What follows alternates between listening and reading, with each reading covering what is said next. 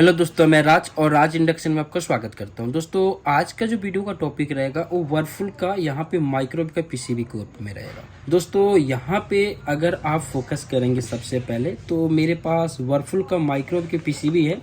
इसी के ऊपर मैं दोस्तों आपको रिपेयर करके दिखाऊंगा। अभी मेरा जो पीसीबी यहाँ पे है ये डेड पोजीशन में है। ओके, अब डेड पोजीशन में दोस्तों सबसे पहले पावर सप्लाई को चेक करेंगे। तो यहाँ पे दोस्तों आपको मैं इसको तो दोस्तों मैंने यहाँ पे कनेक्टर को ओपन कर लिया और यहाँ से दोस्तों हम इस वाले पीसीबी को, जिसमें पावर सप्लाई है और रिले लगी हुई है जो ग्रिल और माइक्रो के लिए लगी रहती है, इसको मैं बाहर निकालूंगा। जो भी मेरा प्रॉब्लम क्रिएट हुआ है हमारा ये वाला सेक्शन में हुआ है। अभी आप नॉर्मल ऐसे आप देखेंगे तो आपको देखने के लिए यहाँ पे मिल जाएगा कि यहाँ पे दोस्तों हमारा पावर सप्लाई सेक्शन है। ओके, अब पावर सप्लाई में सबसे पहले यहाँ पे 2 वोल्ट आउटपुट के लिए हमको चाहिए, जो पूरी माइक्रोवेव के पीसीबी को कंट्रोल होता है। यानी एक 12 वोल्ट चाहिए जो रिले को यहाँ पे ऑपरेटिंग करेगा, रिले को ऑन करेगा, और एक दोस्तों आपको 5 वोल्ट चाहिए जो माइक्रो कंट्रोल आईसी दोस्तों यहाँ पे लगी रहती है इस पीसीबी के अंदर में, उसको लिए चाहिए। क्योंकि यहाँ पे क्रिस्टल है, तो जहाँ पे क्रिस्टल होता है वहाँ पे ही माइक्रो कंट्रोलर आईसी होती है। ओके दोस्तों, आप यहाँ पे फोकस करेंगे सबसे पहले तो यहाँ पे ये पावर सप्लाई है। पावर सप्लाई को रिपेयर करेंगे। सबसे पहले आप पावर सप्लाई में फोकस करेंगे तो यहाँ पे एक बीडीआर लगी रहती है जो लाइन और न्यूट्रल के यहाँ पे पैरेलल में लगी रहती है। लाइन और न्यूट्रल के पैरेलल में लगी रहती है बीडीआर दोस्तों यहाँ पे बुरी तरीके से फट गया है। हो सकता है हाई वोल्ट आया हो उसकी वजह से। अब बीडीआर फटा है नॉर्मली, तो यहाँ पे दोस्तों देखेंगे कि इसमें और कौन कौन से कंपोनेंट खराब हुआ है। ओके, तो सबसे पहले दोस्तों हम ये वाला सेक्शन को बाहर निकालेंगे। बाहर निकालने के बाद दोस्तों हम इसको अच्छे से रिपेयर करेंगे। उसके बाद आपको दिखाएंगे कि इसके साथ में और कौन कौन सा कंपोनेंट है। हो सकता है दोस्तों इसमें पावर ऐसे भी खराब हो। ओके, अभी दोस्तों आप यहाँ पे फोकस करेंगे तो सबसे पहले मैंने ये जो पावर सप्लाई है जो एसएमपीएस है मैंने इस पीसीबी से बाहर निकाल लिया है। अब बाहर निकालने के बाद भी दोस्तों आप इसके कंपोनेंट के ऊपर नज़र करेंगे। आपको मैं यहाँ पे जूम करके दिखा रहा हूँ। तो एसएमपीएस पावर सप्लाई बनाने के लिए जितने कंपोनेंट की आवश्यकता होती है यहाँ पे आपको देखने के लिए मिल जाएगा। फिलहाल दोस्तों आपको बताना चाहता हूँ कि यहाँ पे अगर आप फोकस करेंगे तो एक 12 वोल्ट लिखा हुआ है, एक जीएनडी ग्राउंड है और एक 5 वोल्ट है। ओके, यहाँ से हमारा समझ लो 2 सप्लाई आउटपुट होती और दोनों का जो ग्राउंड है कॉमन है। ओके, 12 वोल्ट का और 5 वोल्ट का। 12 वोल्ट दोस्तों आपको मैंने बताया था रिले को ऑन करने के लिए, और 5 वोल्ट आपके एमसीयू जो लगी रहती है उसको ऑन करने के लिए। अब फिलहाल आप फोकस करेंगे, यहाँ पे आप देखेंगे तो हम यहाँ से एसी लाइन और न्यूट्रल अप्लाई करते हैं दोनों पॉइंट से। आप बैक साइड से आप देखेंगे तो यहाँ पे दोनों पॉइंट से अप्लाई करते हैं।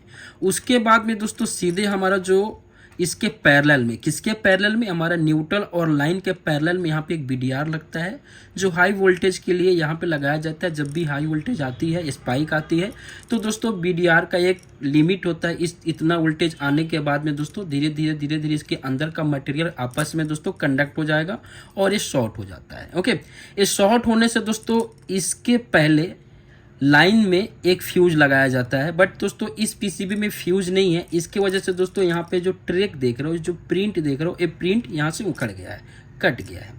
उसके बाद दोस्तों हमारा एसी जब यहाँ सप्लाई आती है, अभी एसी को डीसी बनाने के लिए हम रेक्टिफायर का यूज करते हैं। तो यहाँ पे 4 डायोड लगा के हम ब्रिज रेक्टिफायर डायोड बनाते हैं। तो यहाँ पे दोस्तों 4 डायोड है। अब 4 डायोड है, उसके बाद में दोस्तों यहाँ पे हमारा कैपेसिटर है जो हमारा डीसी सप्लाई इसमें फिल्टर होता है। यहाँ पे कैपेसिटर लगाया गया है। अब हम सबसे पहले फोकस क्या करेंगे, यहाँ पे हम फोकस करते हैं तो जब भी ऐसा प्रॉब्लम क्रिएट होता है तो अभी आप क्या करोगे, पहले आप इसके बीडीआर को बाहर निकालोगे। यहाँ से मैं पीसीबी से बाहर निकाल देता हूँ। बाहर निकालने के बाद दोस्तों अभी आपको रेक्टिफायर, यहाँ पे 4 डायोड है। जैसे आप इंडक्शन कुकटॉप में देखते हो डायोड लगता है, वैसे ही दोस्तों इसमें 4 डायोड से बना हुआ है। दोस्तों जो डायोड है दोस्तों 1A4007 है। अभी मल्टीमीटर से आपको क्या करना है, डायोड रेंज में रखना है मल्टीमीटर को, और यहाँ पे दोस्तों चारों डायोड को आपको चेक करने का तरीका पता होगा। तो सबसे पहले मेरा यहाँ पे कैथोड है और यहाँ पे एनोड है, हम चेक करेंगे। पहला डायोड चेक किया, ये डायोड शॉर्टिंग है।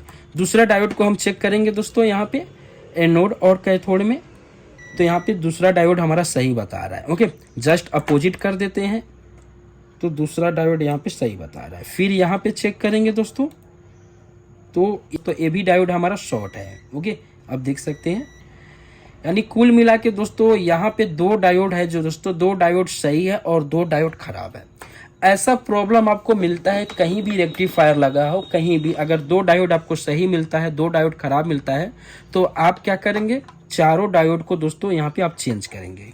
दोस्तों चेंज नहीं करने से क्या होगा, 2 डायोड को आप चेंज करोगे और 2 डायोड को चेंज नहीं करोगे तो इसमें दोस्तों कोई डायोड क्या होती है, लीकेज हो जाती है, वैल्यू आपको सही बताएगी बट दोस्तों काम आपका नहीं करेगा। ओके, तो फिलहाल मैं चारों डायोड को बाहर निकाल देता हूँ। अब दोस्तों आपको यहाँ पे फोकस करना है। सबसे पहले मैंने यहाँ पे जो हमारा डायोड खराब था, 2 डायोड, मैंने 2 डायोड को बाहर निकाला। उसके साथ में दोस्तों यहाँ पे 2 डायोड और मेरा सही बता रहा था, उसको भी बाहर निकाल दिया। ओके, रेक्टिफायर दोस्तों यहाँ पे हमारा 4 डायोड से बनना था, तो चारों डायोड को बाहर निकाल दिया। डायोड लगाने से पहले दोस्तों आपको बताना चाहता हूँ यहाँ पे जो कौन कौन से कंपोनेंट को चेक करेंगे। देखिए, नॉर्मली आप इंडक्शन के पावर सप्लाई में देखे होंगे, वहाँ पे एक स्विचिंग आईसी होती है, जैसे वाइपर 12, 8124 अलग अलग नंबर की आती है। तो सेम टू सेम दोस्तों यहाँ पे हमारा एक आईसी है, बस दोस्तों इसका जो नंबर होगा अलग होगा। नंबर के अकॉर्डिंग दोस्तों हम अपने इसका डेटा शीट निकाल सकते हैं, कौन सा पिन क्या काम करता है। ओके, ये नंबर के अकॉर्डिंग इसका डेटा शीट आपको मिल जाएगा। यहाँ पे दोस्तों SMPS यूज हुआ है, जो हमारे AIC क्या है दोस्तों, स्विचिंग करेगा, SMPS को स्विच कराएगा तो हमारा 2 सप्लाई आउटपुट होगा। अब 2 सप्लाई आउटपुट होगा, लेकिन दोस्तों आउटपुट तो होगा यहाँ पे 12 वोल्ट और 5 वोल्ट, लेकिन आईसी को कैसे पता चलेगा कि 12 वोल्ट ही आउट हो रहा है कि 16 वोल्ट आउट हो रहा है या 15 वोल्ट आउट हो रहा है। अब उसको पता करने के लिए हम यहाँ पे एक ऑटो कपलर का यूज करते हैं, जिसको हम फीडबैक बोलते हैं। ओके, यहाँ पे एक जीनर लगाया हुआ है और जीनर से दोस्तों फीडबैक लेगा, और यहाँ पे जैसे 12 वोल्ट होगा तो आईसी को बता देगा कि हाँ हमको 12 वोल्ट मिल रहा है। ओके, तो दोस्तों आईसी अपना जो स्विचिंग कर रही है, इसके अंदर में जो यहाँ पे PWM का सेक्शन है उसको वहाँ पे ऑफ करेगी। ओके, तो ये इसका सिद्धांत होता है यहाँ पे। अब हम फिलहाल दोस्तों आईसी हो गई, आईसी के बाद में यहाँ पे कैपेसिटर है, 2 कैपेसिटर लगाया हुआ है। यहाँ पे आप देखेंगे तो 2 कैपेसिटर लगाया हुआ है यहाँ से। ओके, उसके बाद में दोस्तों फिलहाल यहाँ पे 2 कंपोनेंट इंपॉर्टेंट है, ये दोनों कंपोनेंट को आपको चेक करना है। ये दोस्तों इंडक्टर है, ये इंडक्टर की दोस्तों इसकी कलर कोड से वैल्यू निकल जाएगी, और बाकी हम दोनों कंपोनेंट को पहले चेक कर लेते हैं। दोनों कंपोनेंट को चेक करने के लिए आप रेजिस्टेंस में चेक कर सकते हैं या डायोड में भी चेक कर सकते हैं। यहाँ पे कंडक्ट हो रही है, इसका मतलब सही है, इंडक्टर है तो कंडक्ट होगी।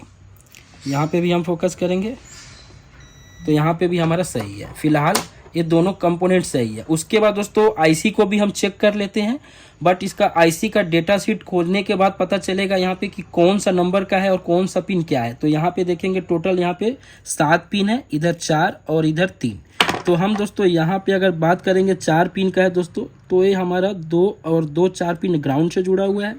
तो हम फिलहाल यहाँ पे 2 एक ग्राउंड से है और 2 इधर का ग्राउंड का है। तो नॉर्मली इसका डेटा शीट हमको अभी खोजे नहीं है, पता चल जाएगा बाद में कि कौन सा नंबर का। हमको कंफर्म कर लेते हैं यहाँ से। तो यहाँ पे डायोड का रीडिंग आ रहा है, इसका मतलब हमारा आईसी सही है। अगर यहाँ पे शॉर्टिंग आता तो इसका मतलब हमारा आईसी खराब होता। तो फिलहाल अभी हम कुछ नहीं करेंगे, इसके अंदर में 4 डायोड लगाएंगे। 4 डायोड लगाने के बाद में दोस्तों यहाँ पे हम उसके बाद देखेंगे कि हमारा पावर ऑन हुआ कि नहीं हुआ, यानी इसका मतलब हमको सप्लाई जो ज़रूरत है वो सप्लाई हमारा आउट हुआ कि नहीं हुआ। दोस्तों अभी आप यहाँ पे फोकस कर रहे होंगे, तो यहाँ पे दोस्तों मेरा रेक्टिफायर में 2 डायोड खराब थी।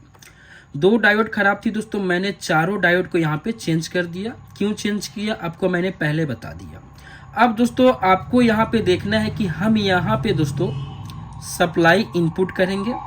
उसके बाद दोस्तों हमारा यहाँ से 12 वोल्ट और यहाँ पे 5 वोल्ट और यहाँ से ग्राउंड, ये 2 सप्लाई हमारा आउटपुट होगा और दोनों का जो ग्राउंड है कॉमन होगा। ओके, हम इसको कंफर्म चेक कर लेते हैं। उसके बाद दोस्तों यहाँ पे हम क्या करेंगे, फिर अपने जो यहाँ पे पीसीबी है एमसीयू को ऑन करके देखने की कोशिश करेंगे। फिलहाल दोस्तों मैं इसको यहाँ से सप्लाई दे देता हूँ और यहाँ पे सप्लाई देने के बाद दोस्तों हम पहले प्राइमरी सेक्शन में चेक कर लेंगे कहाँ पे जो मेन कैपेसिटर होता है, यहाँ पे आप दिखाएंगे मेन कैपेसिटर पे हम चेक करेंगे हमारा वोल्टेज आ रहा है कि नहीं आ रहा है। तो हमारा यहाँ पे वोल्टेज आ रहा है 330 वोल्ट आ रहा है। क्लियर, ये हमारा प्राइमरी सेक्शन हो गया। अब सेकेंडरी सेक्शन में जो हमारा आउटपुट होता है, हमारा एक ग्राउंड है। सेकेंडरी सेक्शन का ग्राउंड अलग होता है इस वाले SMPS पावर सप्लाई में। आपका इंडक्शन का पावर सप्लाई में सेम होता है, इसका ग्राउंड अलग होता है। तो हम यहाँ 12 वोल्ट चेक करेंगे, करेक्ट, और हमारा 5 वोल्ट आएगा, करेक्ट। ये दो सप्लाई हमारा बन गया, ये दो सप्लाई हमारा बन गया। इसका मतलब हमारा अब क्या करेंगे, इसमें हम इसको लगा देंगे इस सप्लाई को। उसके बाद दोस्तों हम यहाँ जैसे सप्लाई देंगे तो हमारा यहाँ पे सिस्टम ऑन हो जाएगा। कुल मिला के दोस्तों अधिकतम इसका पावर सप्लाई खराब होता है अगर इसकी IC वगैरह खराब होती, या दोस्तों सेकेंडरी साइड में कुछ कंपोनेंट खराब होती तो इसका MCU जाने का चांस होता है, बट दोस्तों बहुत कम होता है। ओके, क्योंकि ओनली फॉर आपका रेक्टिफायर खराब था। हम यहाँ पे पावर सप्लाई को रिपेयर कर दिए। उसके बाद दोस्तों आपको बताना चाहता हूँ मैं कि यहाँ पे सबसे पहले BDR लगाएंगे। BDR लगाने के बाद दोस्तों यहाँ पे आप देखेंगे तो एक मोटा सा फ्यूज है, यहाँ पे अभी देखने के लिए मिला, एक मोटा सा फ्यूज लगाया गया है यहाँ पे, जो इसके एम्पियर से बहुत ज़्यादा है, इसकी वजह से फ्यूज ओपन नहीं हुआ था। तो हम इसके एम्पियर के अकॉर्डिंग और हमारे माइक्रो कंट्रोलर और पूरी रिले कितना एम्पियर लेगा उसके अकॉर्डिंग हम यहाँ पे फ्यूज लगाएंगे। ओके, लगभग में यहाँ पे समथिंग फ्यूज लगाएंगे। इससे क्या होगा, फ्यूचर में अगर फिर से ऐसा प्रॉब्लम होगा तो आपका यहाँ पे फ्यूज ओपन होगा, तो आगे की जो आपकी सर्किट है वो आपकी यहाँ पे बच जाएगी। बाकी दोस्तों ये वीडियो आपको कैसा लगा, अच्छा लगा होगा तो वीडियो को लाइक करेंगे। बाकी दोस्तों हम इतना वीडियो आपको बता दिए SMPS का, धीरे धीरे और हम जैसे मेरे पास आएगा प्रॉब्लम उसके बारे में आपको बताते जाऊंगा कि कैसे काम करता है, रिले कैसे काम करता है, इसमें मेन सेंस कैसे होता है। ओके, थैंक्स फॉर दोस्तों वीडियो देखने के लिए। जय हिंद।